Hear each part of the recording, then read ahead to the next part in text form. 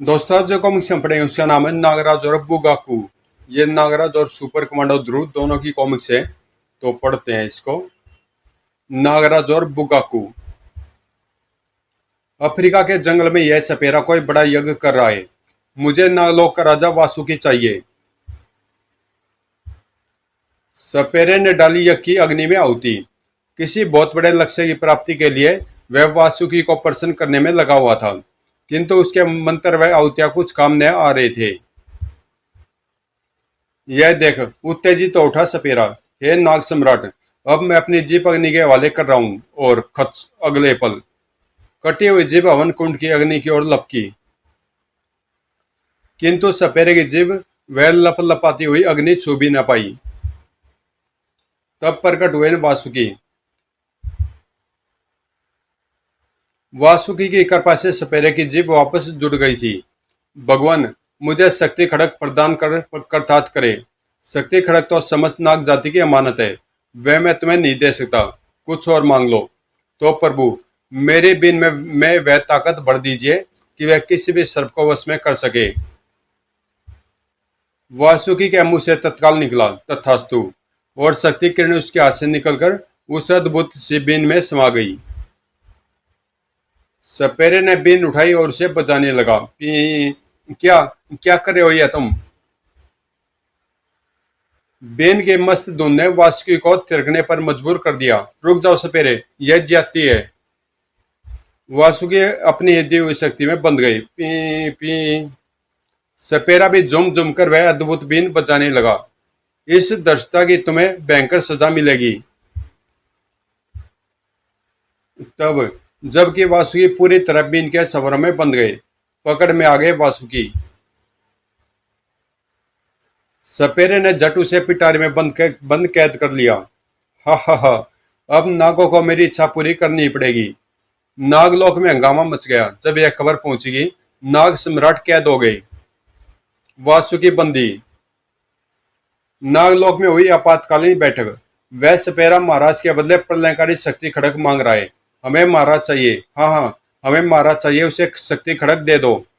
और शक्ति खड़क वासुकी के अपहरणकर्ता सपेरे के हाथों सौंप दिया गया। यह लो शक्ति खड़क, नीच मानव और नाम और महाराज वासुकी को छोड़ दो। हा हा हा, उसे ले जाओ, अब वह मेरे किस काम का। कामयाबी हासिल कर सपेरा वहां से निकल गया। फिर विश्व के बलशाली मानव, अफ्रीका के जंगलों के बेताज बादशाह सम्राट थोडांगा को सपेरे ने वह खड़क सौंप दिया। लीजिए मान थोडांगा, मैं नागलोक से शक्ति खड़क लाने में कामयाब हुआ। शाबाश, यह शक्ति खड़क नागराज को कत्ल करने में जरूर सफल होगी। सपेरे, अब हम तुम्हें मालामाल कर देंगे। सम्राट थोडांगा शक्ति खड़क लेकर पहुंचा मिस किलर के पास, जो इन दिनों तंजानिया के जंगलों में सम्राट थोडांगा की मेहमान बनी हुई थी। मिस किलर, नागराज के खात्मे के लिए हमने तो अपनी वांछित वस्तु प्राप्त कर ली है। आप कहाँ तक पहुंची? बस कुछ ही देर में यह मशीन हमारे लिए वह शक्तिशाली आदमी तैयार कर देगी, जो नागराज और सुपर कमांडो ध्रुव हमारे दोनों दुश्मनों का सफाया कर देगा। और मिस किलर के कंट्रोल लीवर खींचते ही खाली केबिन में जैसे तूफान उठ खड़ा हुआ। अगले पल उसमें नजर आई वह रहस्यमय आकृति, जिसे आने वाले दिनों में एक नया तूफान खड़ा करना था। प्रसन्नता से चीख पड़ी मिस किलर, मैं कामयाब होगी थोडांगा। हा हा हा, वह देखो, जंगले किस तरह जापान के सर्वश्रेष्ठ नृत्य कला के पात्र बुगाकू में परिवर्तित हो गया। तो ये हमारे किस काम आएगा? क्या हमें नाच दिखाएगा? और नहीं सम्राट थोडांगा, अब मैं इस मशीन के द्वारा इसमें जापान की गुप्त मार्शल आर्ट्स विद्या के सभी दाव पेच व पैतरे भरूंगी, और तब यह हमारे मिशन को सफल बनाएगा। किंतु यह काम तो हमारा कोई साधारण जंगली भी कर सकता है। फिर यह बुगाकू ही क्यों? क्योंकि बुगाकू में होगी जापान की उस सर्वश्रेष्ठ कला की हर बार की, और जो फुर्ती इसमें होगी वह तुम्हारे किसी जंगली में नहीं होगी। मिस किलर फिर मशीन पर झुक गई। पहले मैं इसमें जूडो कराटे की शक्तियां भर दूं, फिर तुम्हें इसका कमाल दिखाती हूँ। हमारे दोनों प्रतिद्वंदी मार्शल आर्ट्स के माहिर हैं, इसलिए उनका मुकाबला करने के लिए यह जरूरी है। मिस किलर ने खटाखट कई बटन दबा दिए। बुगाकू के बदन में जैसे हजारों वाट की बिजली समा गई हो। और अगले क्षण वह केबिन का बुलेट प्रूफ मजबूत शीशा एक ही किक में तोड़ केबिन से बाहर आ गया। या मिस किलर को बुगाकू का प्रणाम। सम्राट थोड़ांगा, अब यह तैयार है। अपने सभी शक्तिशाली जंगलियों से लड़वाकर आप इसकी योग्यता परख सकते हैं। हाँ, यह जरूरी है, किंतु मैं खुद भी परखूंगा इसे। अगले पल सम्राट थोड़ांगा और 20 जंगली दौड़ पड़े बुगाकू की ओर। फुर्ती से झपटा बुगाकू अपनी ओर आते थोड़ांगा पर और अपनी शक्तिशाली किक का स्वाद चखा दिया। सम्राट थोड़ांगा को उसने चीख निकल गई महाबलशाली जंगल सम्राट थोड़ांगा के मुंह से। वह पीठ के बल जाकर टकराया पथरीली जमीन से। हाय, टूट गई रे मेरे बिना कवच की कमर, मार दिया रे। सम्राट थोड़ांगा की कमर पर उगा कछुए की पीठ की तरह का मजबूत कवच नागराज और थोड़ांगा में नागराज से हुई जंग के दौरान टूट गया था, जो कि अभी पूरी तरह से दोबारा नहीं उग पाया था। सम्राट थोड़ांगा के गिरते ही बुगाकू टूट पड़ा बाकी के प्रतिद्वंदियों पर। हिया ठोक आह! बुगाकू जूडो कराटे का सुंदर प्रदर्शन कर रहा था। बिजली की फुर्ती से नाचता उसका बदन जंगलियों के बीच कहर बरसा रहा था। उफ, हमें तो मौका मिल ही नहीं पाया। थोड़ोक हर किसी को लग रहा था जैसे वह उसी से लड़ रहा हो। कुछ ही पलों बाद मिस किलर, आज्ञा दे, अब मुझे क्या करना है? क्यों थोड़ांगा, क्या विचार है तुम्हारा? यह है किसी काबिल? क्यों शर्मिंदा करते हो मिस किलर? बुगाकू इन नागराज को कत्ल करने के काबिल है। सम्राट थोड़ांगा खड़ा हुआ। यह लो बुगाकू, यह शक्ति खड़ग, तुम इसके असली हकदार हो। अब तुम्हें हमारे सबसे बड़े दुश्मन नागराज को पकड़कर हमारे सामने लाना है और फिर यहीं हमारे सामने तुम उसका कत्ल करोगे। यह मेरे बाएं हाथ का खेल है। पलक झपकते ही वह गायब हो गया। यह कहाँ गया मिस किलर? हा हा हा, यही तो इसकी सबसे बड़ी खूबी है सम्राट थोड़ांगा। बुगाकू ट्रांसमिट हो गया बंबई, जहाँ इस वक्त नागराज कुमारी विश्वप्री मौजूद है। जिससे मिलने नागराज वहां जरूर आएगा। हा हा हा, यही तो इसकी सबसे बड़ी खूबी है सम्राट थोड़ांगा। बुगाकू ट्रांसमिट हो गया बंबई, जहाँ इस वक्त नाग कुमारी विश्वप्री मौजूद है। जिससे मिलने नागराज वहां जरूर आएगा। बुगाकू जब चाहे जहाँ चाहे ट्रांसमिट हो सकता है। अब हम इस स्क्रीन पर देखेंगे नागराज और बुगाकू का टकराव। और अब मुझे हमारी जीत और नागराज की हार का विश्वास होने लगा है। यह साधारण शक्ति वाला स्वामी नागराज जादू के शहंशाह का आतंक समाप्त कर आ गया था हिंदुस्तान। तूतैन खामेन से शानदार टक्कर मैं कभी नहीं भूल सकता। विसर्पी बम्बई शिक्षा ग्रहण ग्रहण करने आई हुई है और अब मैं उससे मिलने उसके हॉस्टल जा रहा हूँ। फिर वह होटल से बाहर निकला। वह मुझसे मिलकर कितना खुश होगी। किंतु हॉस्टल पहुंचकर नागराज को लगा एक झटका। विसर्पी, वह तो 4 दिन से हॉस्टल से गायब है। पुलिस भी थक हार कर बैठ चुकी है। विसर्पी की चिंता सताने लगी नागराज को। विसर्पी के बारे में जानने के लिए पड़े प्रलंकारी मणि और शंकर शहंशाह। ये दोनों कॉमिक्स आपको नागराज के फोल्डर में मिल जाएगी, प्ले लिस्ट में। हॉस्टल से निकलकर वह एक और बढ़ चला। मुझे उसके बॉडीगार्ड सुलकंड से संपर्क बनाना होगा। सुनसान तट पर पहुंच वह रुका। सुलकंड, तुम जहां भी हो मेरे सम्मुख प्रकट हो। कुछ देर की कोशिशों के बाद लगता है वह कहीं आसपास ही है, पर कहाँ? नागराज की मानसिक तरंगों का जवाब सुलकंड की मानसिक तरंगों के जरिए मिल रहा था। नागराज उन मानसिक तरंगों का पीछा करता समुद्र की तरफ बढ़ चला। समुद्र के अंदर से आ रहे हैं यह संकेत। लगता है वह किसी खतरे में है। कुछ ही क्षण बाद सामने था हृदय जमा देने वाला वह खौफनाक दृश्य। नागकुमारी विसर्पी को वह दानव अपने विशाल मुंह में डालने ही वाला था कि उसके हाथों को नागरसी ने जकड़ लिया। नागरसी यानी नागराज। दानव के हाथों को लगा एक झटका। नाग सम्राट नागराज, तुम? नागराज टूट पड़ा दानव पर। ओह, पानी के अंदर मेरे ताकतवर वार भी इस पर प्रभावहीन है। दानव ने नागराज को पकड़ा और अपने विशाल मुंह में डाल लिया। ओह! नागराज जा पड़ा दानव के पेट में। यह क्या हो रहा है नागराज? यहाँ तो तू सांस भी नहीं ले पा रहा है। तभी नागराज की नजर पड़ी एक और शरीर पर। हाँ, यह कौन है? क्या जीवित है यह? सिगरी नागराज का दम घुटने लगा। सर्वधन से अब मुझे इस विपत्ति से निकाल सकता है। बाहर दानव का आतंक जारी था। वह फिर विसर्पी की तरफ बढ़ा। नागराज को तो तू निगल ही चुका दानव, अब मुझे भी निगल ले। किंतु तभी दानव को लगा एक भयानक झटका। उफ, यह क्या हुआ? अगले क्षण दानव भयंकर चित्कार कर उठा। समुद्र के पानी में भयंकर हलचल मच गई। देखते ही देखते दानव का विशाल शरीर गलने लगा। घोर आश्चर्य, दानव का शरीर पिघल रहा है। यह तो नागराज के विष का कमाल है। दूसरे पल, नागराज, नागराज! अरे यह वह विषाक्त को उठाई ला रहा है। क्या विषाक्त जिंदा है? कुछ देर बाद समुद्री नागलोक में विषाक्त नागराज को अपने साथ घटी घटना का विवरण दे रहा था। नागराज, हम समुद्री नाग कभी कभी घूमने के लिए समुद्र के बाहर भी चले जाते हैं। ऐसे ही एक दिन यह दोनों मुझे मानव नहीं लग रहे। जरूर ये नाग मानव है। शूलकंठ, रविवार को समुद्र तट पर घूमना कितना अच्छा लगता है। हाँ नागकुमारी। तभी एक तरफ शोर उठा। हा हा हा, चलो बीच खाली करो, पंगा दादा आ रहा है। हुर्र! विसर्पी के पास पहुंचकर जीप से एक मजबूत हाथ निकला और हुर्र! सुंदरी, हाय हाय सुंदरी! ओह! सन रह गया पल भर को शूलकंठ। फिर वह चीखता हुआ उन जीपों की ओर दौड़ा। रुक जाओ कमीनों, कुमारी विसर्पी को छोड़ दो। महाबली विषाक्त, जो यह सब देख रहा था, तेजी से हरकत में आया। मुझे इन्हें इन इन इंसानी दरिंदों से बचाना होगा। और एक के बाद एक और एक के पीछे एक दो धमाके गूंजे। तब जबकि आउच! पंगा दादा से पंगा नहीं बचेगा, अब यह नहीं बचेगा। दो बदमाश जीपों से उतरे।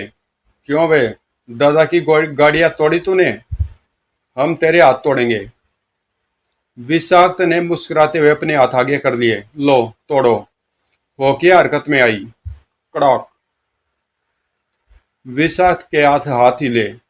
साथियों की यह गत देखकर पंगा दादा और सभी गुंडे जीपों से कूदे। भयंकर जंग छिड़ गई समुद्र तट पर।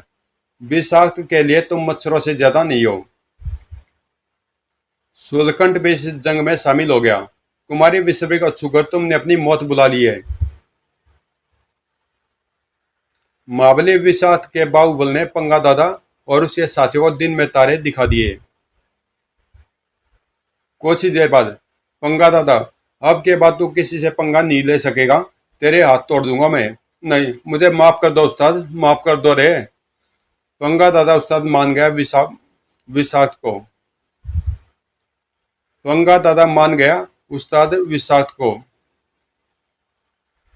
पंगा दादा उस्ताद मान गया विषाक्त को। किंतु तभी वहां बिजली सी कौंधी। उफ! वहां प्रकट हुई एक अद्भुत आकृति। बुगाकू तुम्हारी मदद को आया पंगा दादा। डरने की जरूरत नहीं है अब तुम्हें। विषाक्त ने बुगाकू पर छलांग लगा दी। चलो पहले हिमायती ही खत्म कर दे। सलावे की तरह बुगाकू अपनी जगह से हिला। उफ! इसमें तो बिजली की सी फुर्ती है। विषाक्त उछला। मेरे लिए यह बचकानी लड़ाई है। जापान की कुंग फू फाइटिंग कला में विश्व भर में मुझसे कोई नहीं जीत सकता। बुकाकू की पैनी दृष्टि उसकी हर हरकत परख रही थी। बुकाकू ने उसकी टांग हवा में लहराती टांगे पकड़ी और इसकी युद्ध कला तो अच्छी है ही, यह महाबलशाली भी है। उछाल फेंका बुकाकू ने विषाक्त को। हा हा हा, क्या बुरी गत बनाई बुकाकू ने इस पहलवान की। विषाक्त संभला और आओ मित्र, इससे हम नहीं जीत पाएंगे। रूप बदल कर निकल चलो। शिकारी तीनों नाग बन गए। भागो समुद्र की तरफ। ये क्या, ये सांप कैसे बन गए? किंतु पंगा दादा को अपने सवाल का जवाब नहीं मिल पाया। कुछ ही पलों में वे अथाह समुद्र में विलीन हो गए। भाग गए कायर। उनमें से दो की मुझे जरूरत थी पंगा दादा, और इसीलिए मैं तेरी मदद को आया था। और खैर देर सवेद नागराज को जरूर तेरे इस कार्य का पता चलेगा और फिर वह तेरे पीछे पड़ जाएगा, और तब तक मैं तेरे साथ हूं। 2 दिन ये नागलोक में हमारे मेहमान रहे, किंतु आज जब हम इन्हें विदा करने नागलोक से बाहर पहुंचे, उस भयानक समुद्री दानव ने हमारा रास्ता रोक लिया। मैं उससे लड़ा, किंतु उसने मुझे निगल लिया। अगर तुम समय पर ना आए होते तो वह बहुत से लोगों ही की हत्या कर देता। फिर कुछ देर बाद समुद्र तट पर नागलोक वासियों ने दी नागराज विसर्पी और शूलकर्ण को एक भावभीनी विदाई। लो नागराज, यह नागलोक की तरफ से तुम्हारी वीरता, शौर्य व मित्रता का प्रमाण चिन्ह है। धन्यवाद विषाक्त। विसर्पी की रक्षा कर नागराज को तुमने अपना ऋणी बना लिया है। विसर्पी को हॉस्टल पहुंचाकर नागराज चल पड़ा पंगा दादा और बुकाकू की खोज में। विसर्पी विसर्पी पर हमला करने वालों को बख्शूंगा नहीं मैं। बम्बई के होटलों, क्लबों व रेस्तराओं में पंगा दादा जैसी मशहूर हस्ती को खोज रहे हो। धारावी का मालिक है वो। धारावी पंगा दादा कसाई था पूरा। ओह खच। ओह हैवानियत भरा काम करके वह पलटा। विक्टर, इनके जख्म बढ़ जाए तो इन्हें भीख मंगाने बिठा देना। विकलांगों को भीख अच्छी मिलती है। हा हा हा, ठीक है दादा। तभी एक मवाली ने वहां प्रवेश किया। पंगा दादा, पंगा दादा, विश्व आतंकवाद का दुश्मन महाबली नागराज आपको ढूंढता फिर रहा है। रो फना हो गई पंगा दादा की नागराज का नाम सुनकर। क्या नागराज मुझे ढूंढ रहा है? बड़े बड़े अपराधियों से नारक मुझ छोटे से गुंडे को पूछ रहा है। ऐसे ही होता है अपराध जगत में नागराज का नाम सुनकर। मुझे तो कहीं छुप जाना चाहिए, अंडरग्राउंड हो जाना चाहिए। कांप उठा था वह। लेकिन तभी एक जोरदार आवाज गूंजी वहां। कहीं नहीं छुपोगे तुम। बुगाकू के रहते तुम्हें डरने की जरूरत नहीं है। बुगाकू। पंगा दादा बुगाकू के चरणों में गिर पड़ा। मुझे बचा लो, बचा ले रहे अपने बच्चे को बुगाकू। नागराज मुझे मार डालेगा। नागराज के लिए तो मैं यहाँ आया हूँ पंगा दादा, और उसको अपने साथ लेकर ही जाऊंगा मैं। तभी नागराज ने वहां प्रवेश किया। नागराज आ गया। बुगाकू बोल, कहाँ ले चलोगे मुझे? पर पहले इस कसाई को मौत के घाट उतारूंगा मैं। बुगाकू ने नागराज पर कराटे का एक जबरदस्त वार किया। ओह पंगा दादा तक तेरे कदम नहीं बढ़ने दूंगा मैं। बुगाकू की शक्ति का एहसास हुआ नागराज को। जोकर समझकर लड़ रहा था मैं तो इसे। यह तो कुंग फू का मास्टर है। बुगाकू टूट पड़ा नागराज पर। कितना सुंदर प्रदर्शन है। उसके वार बिजली की तेजी से पड़ रहे थे। धड़ धड़ धड़। बेहतरीन जापानी कराटे है यह। नागराज को उठाकर उछाल फेंका बुगाकू ने। एक बार मौका मिल जाए बस। कड़कड़ाक। नागराज को कुंग फू कराटे में मात देने वाला निस्संदेह विश्व का सर्वश्रेष्ठ फाइटर है। किंतु अभी नागराज हारा कहाँ था। उसे जिस मौके की तलाश थी वह उसे मिला। जितनी तेज से बुगाकू ने नागराज को उछाला, उतनी ही तेजी से वह वापिस आया। धड़ाक। बुगाकू के सीने में भयंकर गति से टकराई नागराज की किक। नागराज फुर्ती से पलटा पंगा दादा की ओर। पंगा दादा, अब तेरी मौत रोकने वाला जल्दी नहीं उठ पाएगा। नागराज के अगले वार ने पंगा दादा की कनपट्टी को रौंद दिया। पंगा दादा, कसाई तुझे अभी तड़पा तड़पा कर मारूंगा नीच। गरीब बच्चों की जिंदगी तबाह करता है तू। कड़क कड़क। नागराज ने उठा ली वह कुल्हाड़ी जिससे पंगा दादा बच्चों के हाथ पैर काटता था। बच्चों को पाइज बनाकर उनसे भीख मंगवाता है तू। अब तेरी कुल्हाड़ी से तुझे काट डालूंगा मैं। किंतु पंगा दादा को कुछ सुनाई नहीं दे रहा था।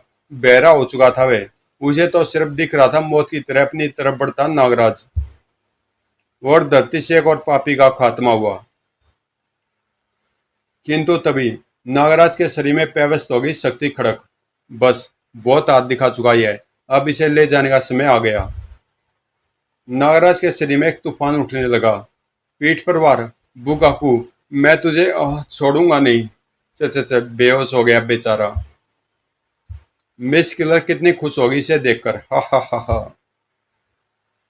सुपर कमांडो ध्रुव, जिसने समाज से अपराध के कोड का खात्मा करने का बीड़ा उठाया। सुपर कमांडो ध्रुव, जो आसमान में चमक चमक रहे ध्रुव तारे के समान अपराध खत्म करने की अपनी प्रतिज्ञा पर अटल है। बढ़ा जा रहा था कमांडो हेडक्वार्टर की ओर। कमांडो फोर्स को आज पैरा ट्रूपिंग की प्रैक्टिस पर ले जाना है। तभी एक शक्तिशाली आकृति मोटरसाइकिल के सामने आ खड़ी हुई। अरे यह क्या, कौन है यह? उसने पेट्रोल से भरा हुआ कनस्तर खाली कर दिया। फिर ध्रुव के मुंह से निकली हैरत भरी हुई आवाज। जुबिस को? आग का तूफान उठा। मैं तो समझ रहा था यह मर चुका। जुबिस्को ने तीली पेट्रोल पर फेंकी। मरेगा अब तू ध्रुव। और इसका चेहरा कैसे ठीक हो गया? ओह। जुबिस्को व ध्रुव की शानदार टक्कर जाने के लिए पड़े प्रतिशोध की ज्वाला और बहरी मौत। सुपर कमांडो ध्रुव की ये सारी कॉमिक्स है आपको प्ले लिस्ट में सुपर कमांडो ध्रुव के फोल्डर में मिल जाएंगी। विश्व के सबसे ताकतवर आदमी के नाम से मशहूर ग्लोब सर्कस के कलाकार जुबिस्को ने ध्रुव को गुस्सों का स्वाद चखाया। दौड़, कहीं ना कोई गड़बड़ जरूर है। उफ। ताकत में निस्संदेह वह ध्रुव से ज्यादा शक्तिवान था। कड़ाक। लेकिन अभी तो इससे निपटना ही मुश्किल हो रहा है। ध्रुव ने कनस्तर उठा लिया। अब यही मुझे जुबिस्को से बचाएगा। ओह। फिर ध्रुव ने खाई एक कलाबाजी। इस किक में बड़ी ताकत है पहलवान। पल भर में जुबिस्को का शक्तिशाली शरीर आग की लपेट में आ गया। उफ। अगर यह खत्म हो गया तो मुझे इसके बारे में जानकारी कैसे मिलेगी? किंतु अगले पल वह हैरान रह गया जब एक चमक के साथ वह गायब हो गया। हाय, यह क्या मिस्ट्री है? और हैरानी लिए वह कमांडो हेडक्वार्टर की तरफ बढ़ चला। कमांडो हेडक्वार्टर के पास पहुंचते ही एक शरीर तेजी से ध्रुव से टकराया। धूम। हाय, यह क्या? दोनों फुर्ती से खड़े हुए। ध्रुव, वह क्रीम को मार डालेगा। कौन मार डालेगा क्रीम को? कान गमक गए वह नाम सुनकर ध्रुव के।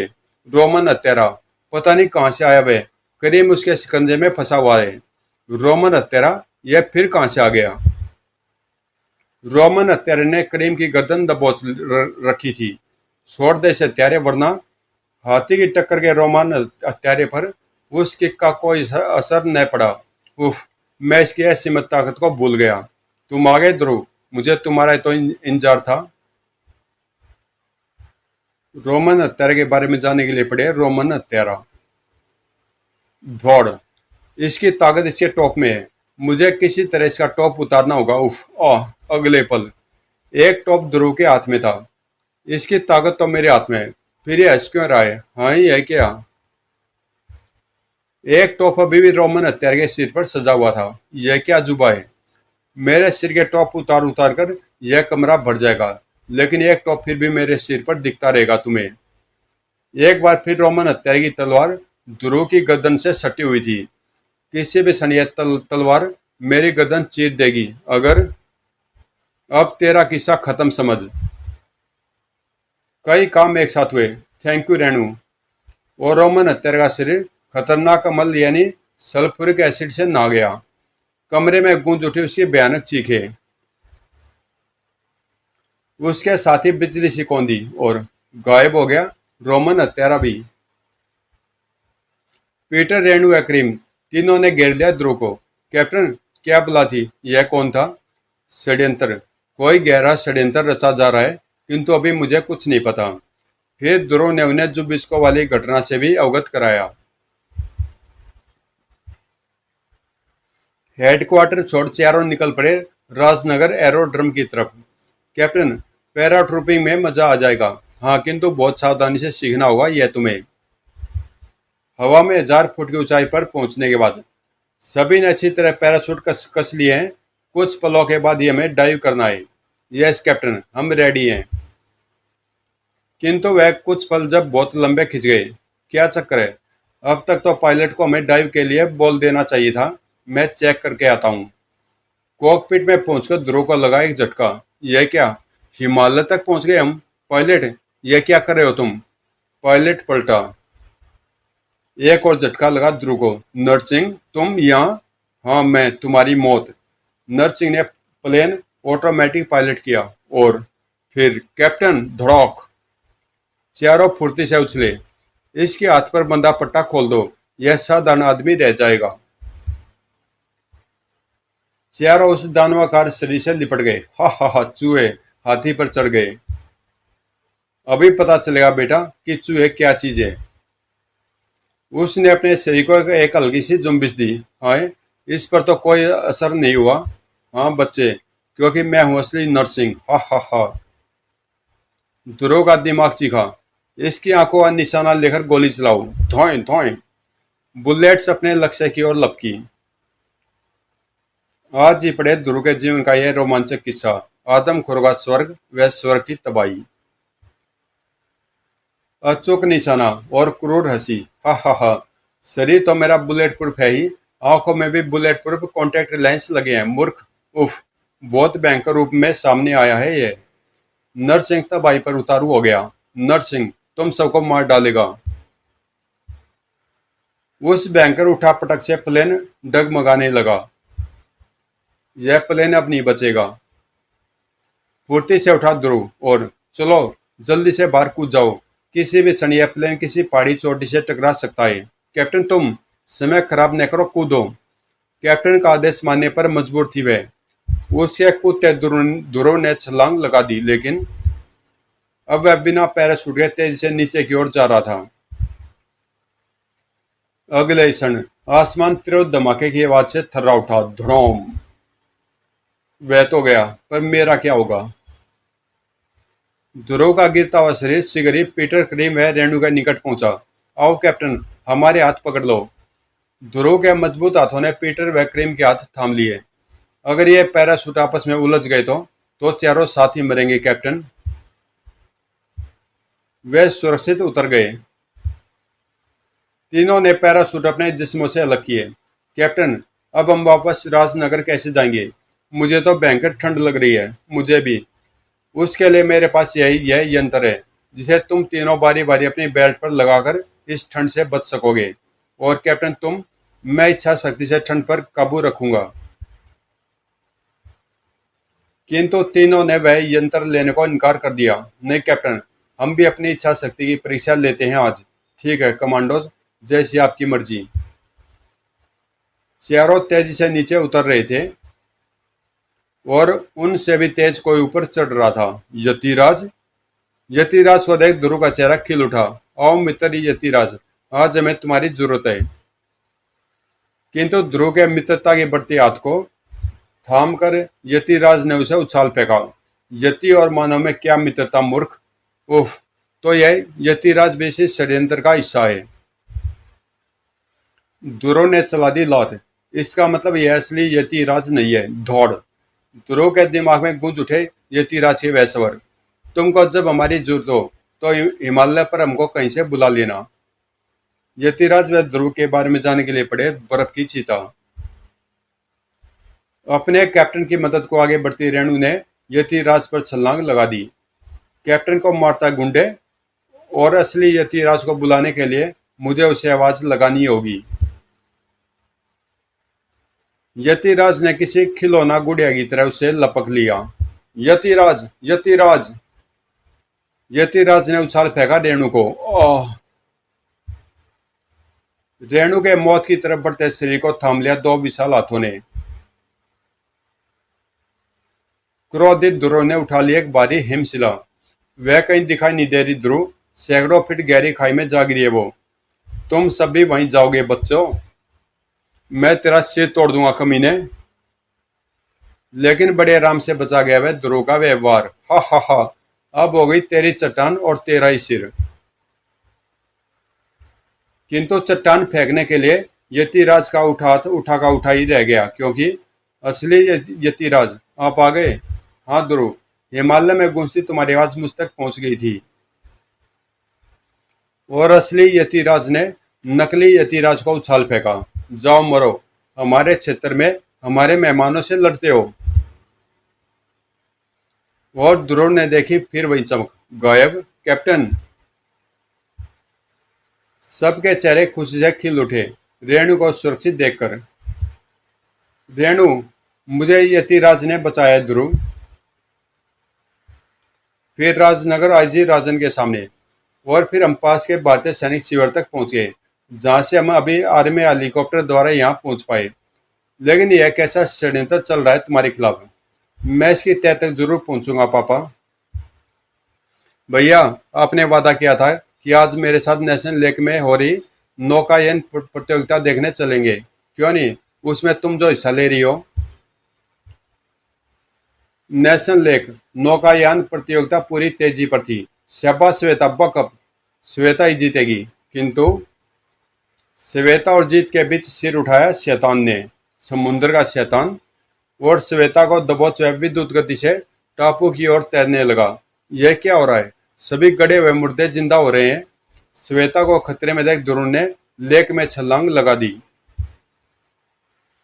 और स्टीमर चल पड़ा टापू की ओर। और तेज चलाओ, कहीं वह श्वेता का कोई अहित ना कर दे।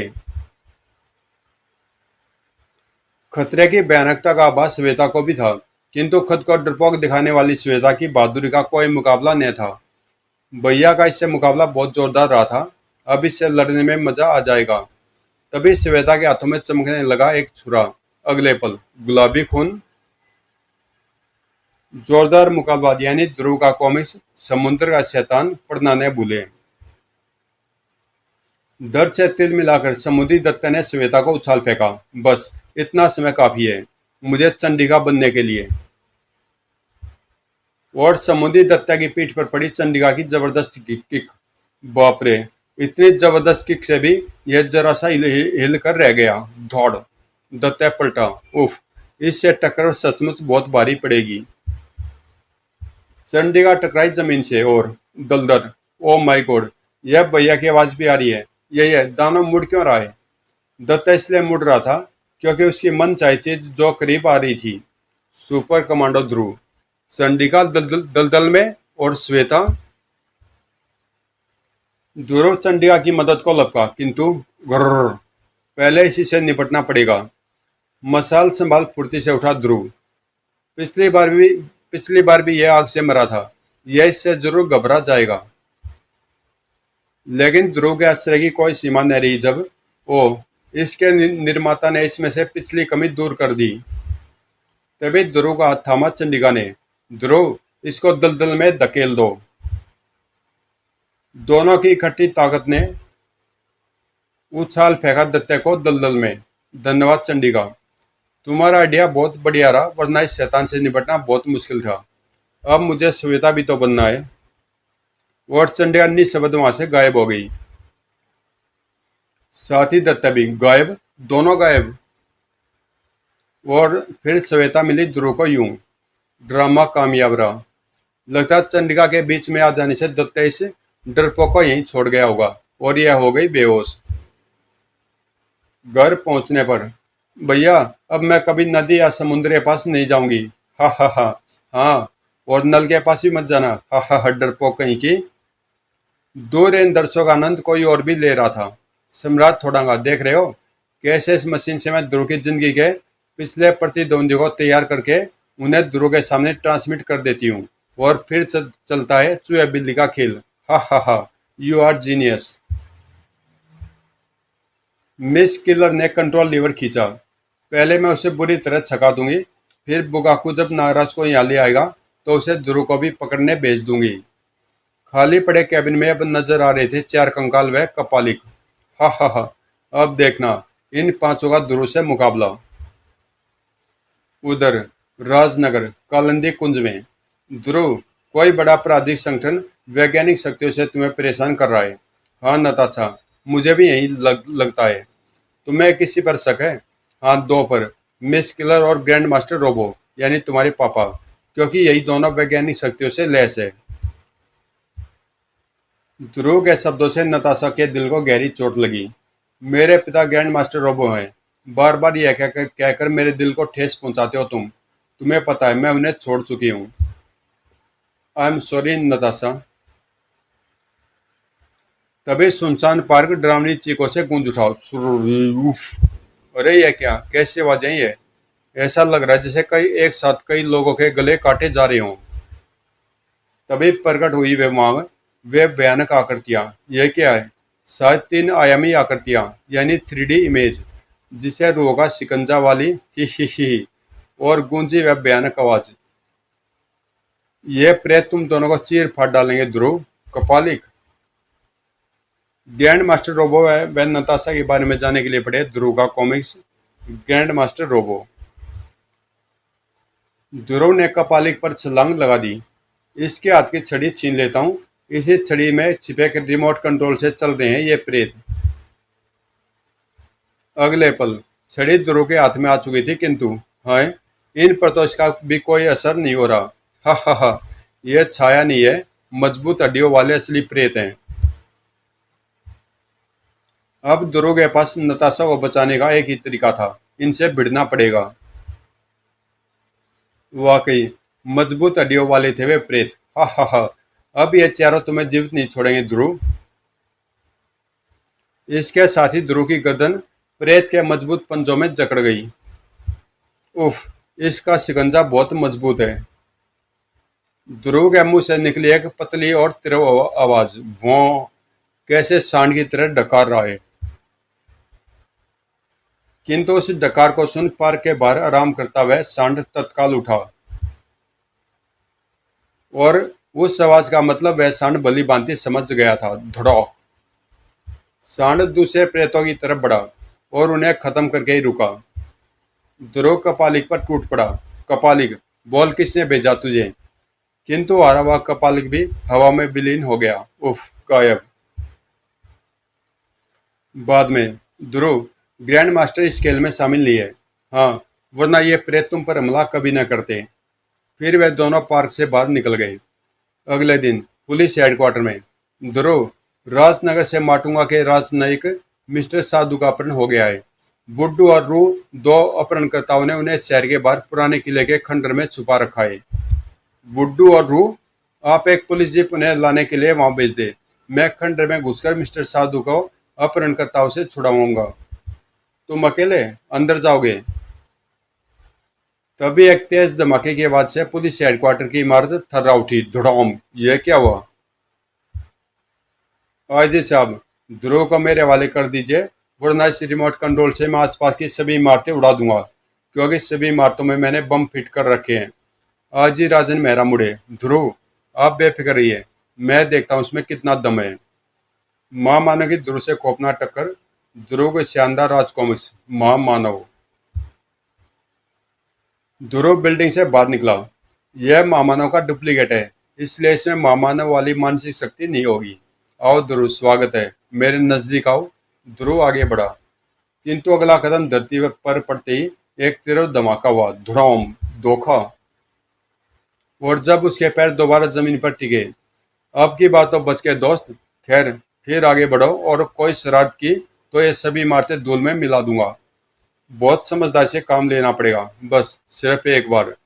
महामानव ने एक बार फिर बटन दबाया, लेकिन इस बार ध्रुव कुछ पहले उछल चुका था। धड़ाम। इसके पास पहुंच जाऊं। एक ही जोरदार वार ने महामानव का सिर पीस कर रख दिया। ढुम। और उसके साथ ही महामानव भी गायब हो गया। ध्रुव, तुम ठीक तो हो न? हाँ पापा, बस अब आप पुराने किले के खंडर का इंतजाम करवाइए। फिर ध्रुव बढ़ चला अपनी मोटरसाइकिल की ओर।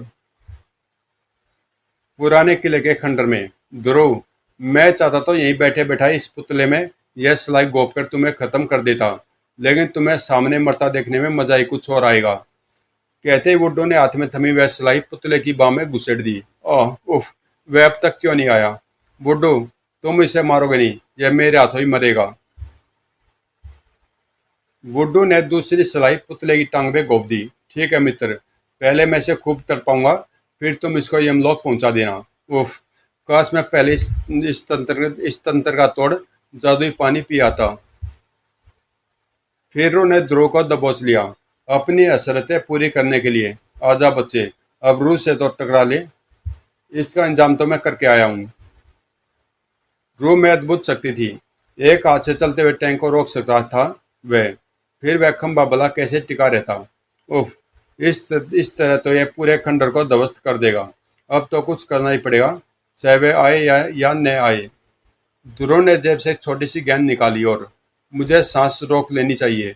खो खो, जहरीली गैस। उफ, खो खो। बुड्डू व मिस्टर साधु जहरीली गैस की पहुंच से दूर थे। जब धुआं छटा, यह तो गया काम से। हाँ, लेकिन अब तू नहीं बचेगा बच्चे। ये मैं सिलाई गोप रहा हूँ पुतले की गर्दन में।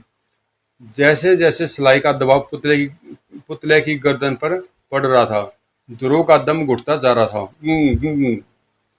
तभी खंडर हृदय विदारक चीख से गूंज उठा। किंतु वह चीख थी वुड्डो की, जो अपना पेट थामे जमीन पर अब मर्त पड़ा था। किशोर।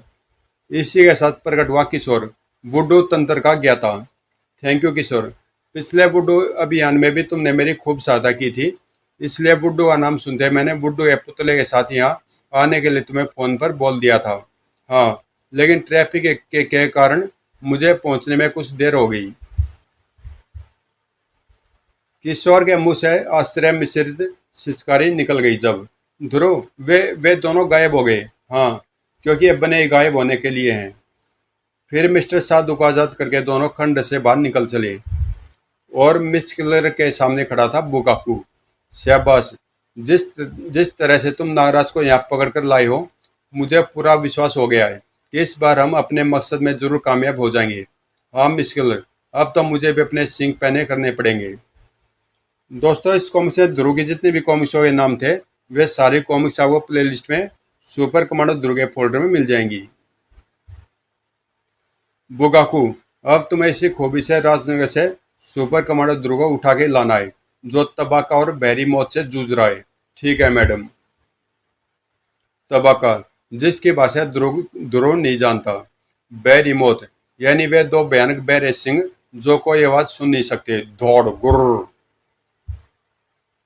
इस वक्त यह मौत के दूत घेरे खड़े थे ध्रुव को, सुपर कमांडो ध्रुव को। ग्लोब सर्कस के स्ट्रॉन्गमैन जुबिस को द्वारा प्रशिक्षित बैरी मौत। ध्रुव ने मोटरसाइकिल फुर्ती से घुमाई।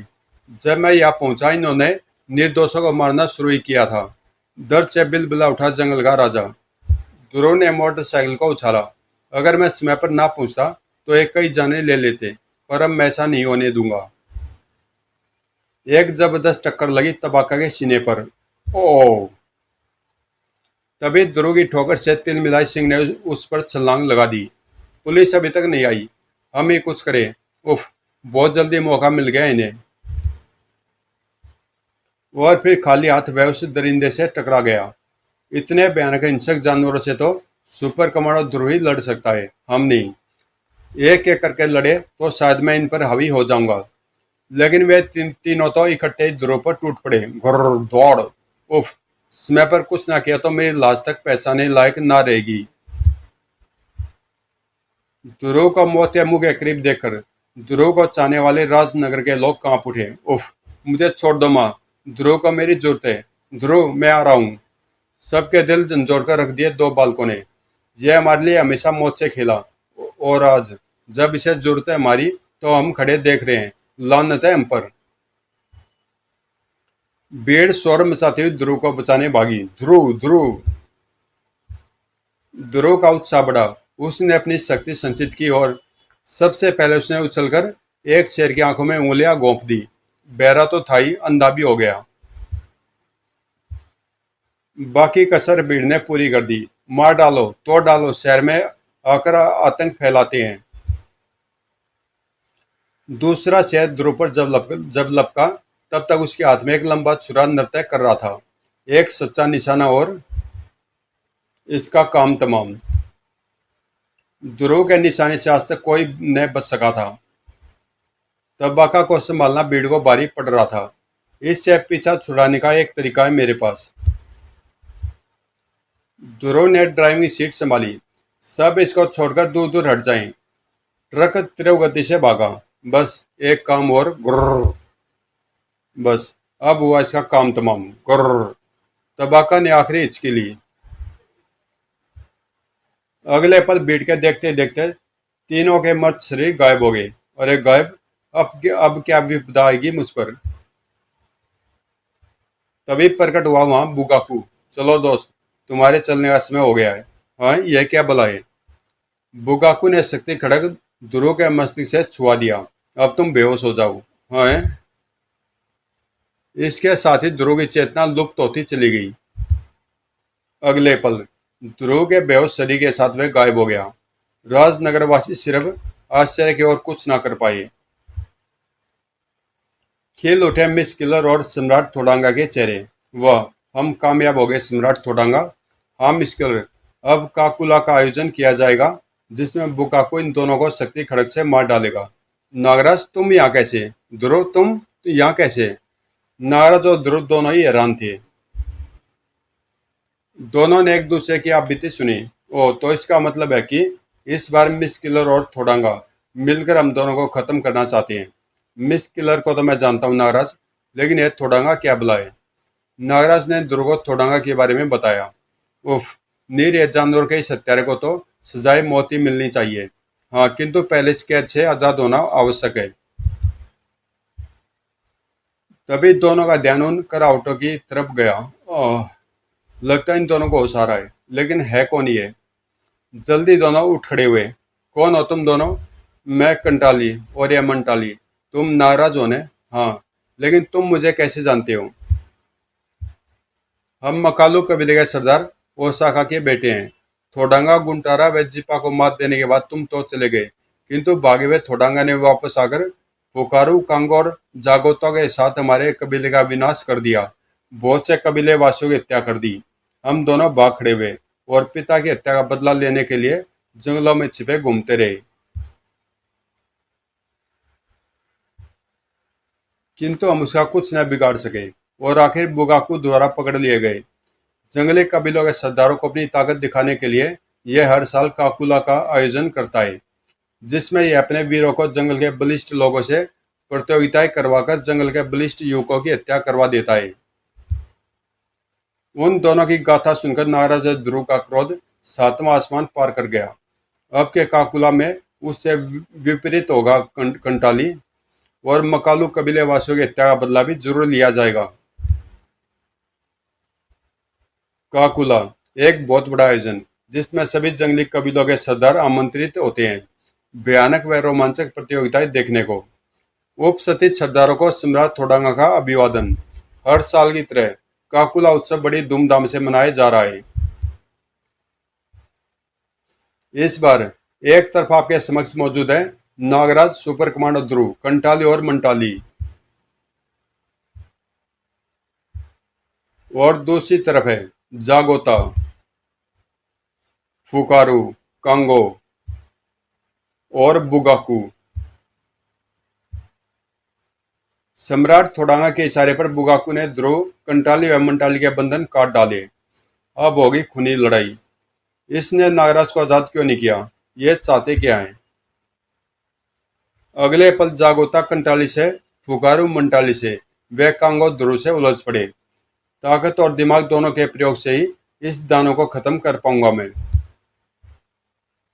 जंगली कबीलों के सरदार हर्षोल्लास से चीख रहे थे।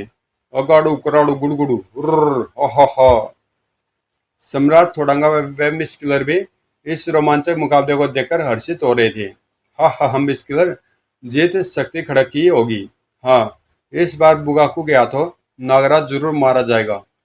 कांगो ने ध्रुव को अपने फौलादी हाथों में जकड़ लिया। उफ, यह तो बहुत ताकतवर है।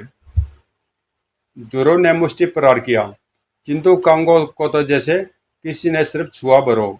वह ध्रुव पर हावी होता जा रहा था। यह देख नागराज अपनी बेबसी पर चिंगाड़ उठा। मुझे आजाद कर दे थोडांगा, फिर बहादुरी दिखा अपनी। किंतु जवाब में गूंजा थोडांगा का अट्ठास। हा हा हा, आएगा, तेरा भी मौका आएगा, सबर कर। जागोता ने कंटाली को लहूलुहान कर दिया था। जागोता की शक्ति के आगे तो नगण्य था कंटाली। चल मर, जगाता को रोकता है। चीख उठा नागराज, खोलो मुझे खोलो। तभी नागराज की कलाइयों से निकले ढेरों नाग। नागानंद, नागनाथ, आजाद कराओ मुझे।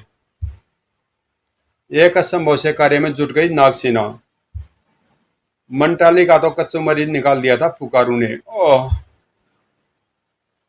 इस दरिंदगी का आनंद ले रहे जंगली सरदारों की हर्ष ध्वनि ने आसमान सिर पर उठा रखा था। कांगो ने ध्रुव को बेबस कर दिया था। उफ, मैं कुछ नहीं कर पा रहा। यह दरिंदा मुझे निगल जाएगा आज। गुर्र। ध्रुव का दम घुटता जा रहा था और नागराज बहुत तड़प रहा था यह दरिंदगी देखकर। एक एक को देख लूंगा मैं, एक एक को।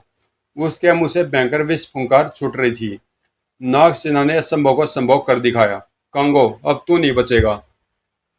ध्रुव, मैं आ गया हूं। नागराज का शरीर बिजली बन गया था। ही हो।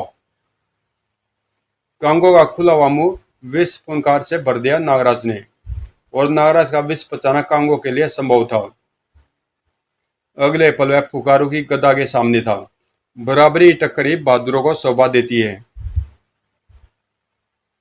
फुकारू की गदा अब नागराज के हाथों में थी। हथियारों से नहीं, हम निहत्थे ही लड़ेंगे। फुकारू ने बुझाऊ की ताकत दिखाई। ठीक कहते हो, बहादुर का बहादुर से मुकाबला होना चाहिए। और उछाल फेंका नागराज को, कड़क कड़क कड़ाक। किंतु वह नागराज क्या जो जो जो दुश्मन को करारा जवाब न दे। फुकारू, तेरी फूक ना निकाल दी तो मेरा नाम नागराज नहीं। ओह। उसके बाद ध्रुव और मंटाली ने फुकारू को गुस्सों पर धर लिया। तुम इसे संभालो, मैं जागोता को देखता हूँ। कंटाली, जिसकी आंखों के सामने लहरा रही थी मौत। गुर्र। किंतु इससे पहले कि फरसा नीचे आकर अपनी प्यास बुझा था, नागरस्सी, और अगले पल फरसा नागराज के कदमों में पड़ा था। दूसरे क्षण जागोता का शरीर नागरस्सी की कैद में था। तुम दरिंदों का खात्मा करके रहेगा नागराज। अब वह हिल भी नहीं सकता था। नागराज उसके करीब पहुंचा और ले खून के पैसे इस फरसे की प्यास बुझा। जागोता के मस्तक के लहू से लाल होता चला गया वह फरसा। अपने बहादुर सिपाहियों की भयानक मौत ने थोडांगा व मिस किलर को हिला दिया। बुगाकू, देखते क्या हो, कत्ल कर दो इन चारों को शक्ति खड़क से। बड़े भयानक अंदाज में बुगाकू ने शक्ति खड़क घुमाया। शक्ति खड़क फिर नागराज की ओर लपका। उफ, अगर यह खड़क फिर मेरे शरीर में पेवस्त हो गई तो यह फिर मुझ पर हावी हो जाएगा। नागराज ने विष फुंकार छोड़ी। नागराज, बुगाकू और शक्ति खड़क के आगे तुम टिक नहीं पाओगे। ओ, इसके मांस के कारण इस पर विष फुंकार का कोई असर नहीं हो रहा। नागराज की सर्प सेना का भी उसने बड़ी चपलता से सफाया कर दिया। ऐसे ही अब तुझे भी काट डालूंगा नागराज। बुगाकू की सफलता पर अति प्रसन्न थे थोडांगा और मिस्किलर। आज नागराज का खात्मा निश्चित है मिस्किलर। बुगाकू, शक्ति खड़क कितनी खूबसूरती से चला रहा है। तीव्र गति से अपनी तरफ बढ़ती खड़क को नागराज ने दोनों हाथों से थाम लिया। ले संभाल, ले वार। उफ। किंतु शक्ति खड़क से पर स्फुटित शक्ति किरणों ने हाई वोल्टेज करंट की तरह नागराज को जकड़ लिया। हा हा हा, नागराज अब तुम मरा समझ। उफ, यह क्या, मेरे हाथों से चिपक कर रह गए। नागराज की सारी शक्ति सोख रही थी शक्ति खड़क, जिससे पूरा अपराध जगत कांपता था। वह खुद कैसे कांप रहा आज। मेरी शक्ति क्षीण पड़ती जा रही है। ओह, मौत कितने करीब है। कुछ, ओह, नागों का आह्वान करने से शायद कुछ हो सके। नागराज के होठ गोल हुए और निकली एक आवाज। पराजित होते नागराज को देख बुगाकू का ठास जंगल में गूंजने लगा। हा हा हा, मिस किलर, हम नागराज की लाश की मम्मी बनाकर अपने पास रखेंगे। नहीं, मैं इसके शव को जापान ले जाऊंगी। मेरे वैज्ञानिक इस पर रिसर्च करेंगे। कुछ नहीं हुआ। हुआ। यकायक धरती फटी और तड़ तड़ तड़ दो विशाल नाग जमीन के नीचे से निकले और बुगाकू के पैरों से लिपट गए। बुगाकू के पैर उखड़ने लगे। उफ, यह क्या, मेरे पैरों को ये नाग खींच रहे हैं। मैं रुक नहीं पा रहा हूँ। और दुविधा में पड़ गया बुगाकू। अगर मैं ट्रांसमिट हो जाऊं तो बच सकूंगा, किंतु तब मुझे शक्ति खड़क से हाथ धोना पड़ेगा, क्योंकि यह नारा से चिपक चुका है। ओह, मैं कामयाब हो गया। दो विशाल नागों ने मेरी पुकार सुन ली और शक्ति खड़क से हाथ हाथ धोने का मतलब था बुगाकू की निश्चित हार।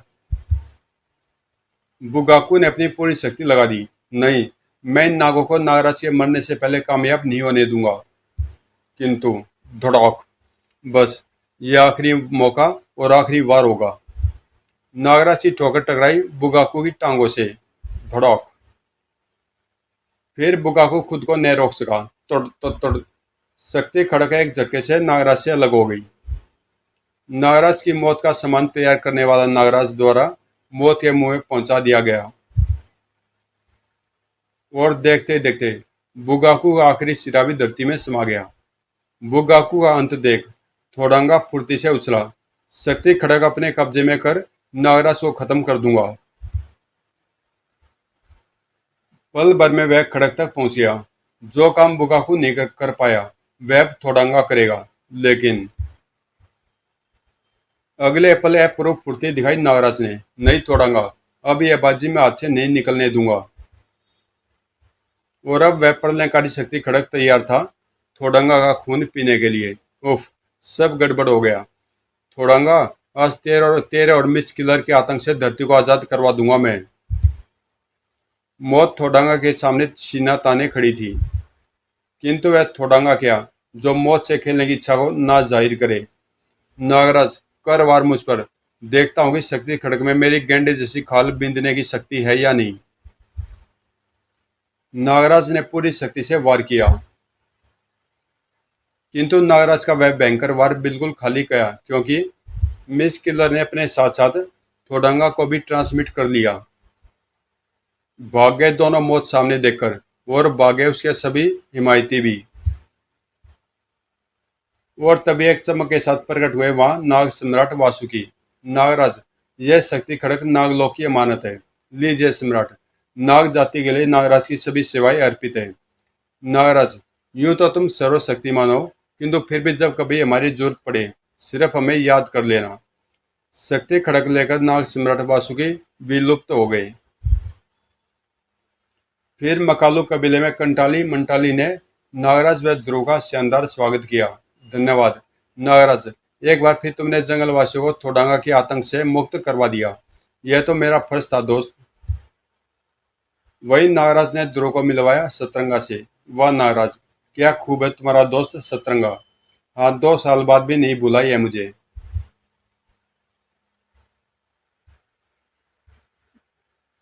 फिर कंटाली व मंटाली से विदा लेकर नागराज और ध्रुव चल पड़े वापस अपने अपने लक्ष्य की ओर। नागराज, यह दोनों शक्तियां अभी खत्म नहीं हुई है, ये फिर सिर उठाएंगी। हाँ मित्र, किंतु तब भी इनसे टकराने के लिए होंगे नागराज और ध्रुव। एयरपोर्ट पर, दोस्त मैं तो अब जाऊंगा राजनगर, जहां सभी मेरा इंतजार कर रहे होंगे, और मैं अपने अपराध उन्मूलन के लंबे सफर पर। समाप्त। सतरंगा के बारे में जानने के लिए पढ़े काबुकी का खजाना व नागराज और थोडंगा। इस कॉमिक्स में जितने भी कॉमिक्सों के नाम थे, जो नागराज की कॉमिक्स थी वे नागराज के फोल्डर में मिलेंगे, और जो ध्रुव की कॉमिक्स थी वे प्लेलिस्ट में ध्रुव के फोल्डर में मिल जाएंगी आपको सभी कॉमिक्स। और इस कॉमिक्स में फिर वो हुआ, ध्रुव को बिल्कुल एक्स्ट्रा दिखा दिया लास्ट में, जैसे ध्रुव है ही नहीं इस कॉमिक्स में।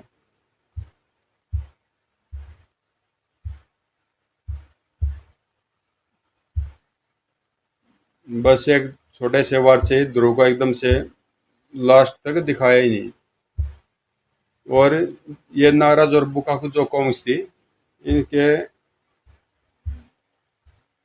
जो राइटर है वो है संजय गुप्ता। और ये जो कॉमिक्स आई थी जब, तो इसके काफ़ी दिनों के बाद फिर नागराज और ध्रुव की कॉमिक्स एक साथ नहीं आई थी। शायद इसलिए कि शायद, ये मैं सिर्फ अंदाज़ा बता रहा हूँ, जो ध्रुव का लेखक है अश्विनी सिन्हा, उन्होंने शायद अलाउड नहीं किया होगा, क्योंकि ये ध्रुव को इसमें ज़्यादा कुछ करता हुआ नहीं दिखाते। और जब ध्रुव और नागराज दोनों एक साथ आए थे, तब वो कॉमिक्स अश्विनी सिन्हा जी ने लिखी थी, राजनगर की तबाही। तो मिलते हैं किसी अगली कॉमिक्स में।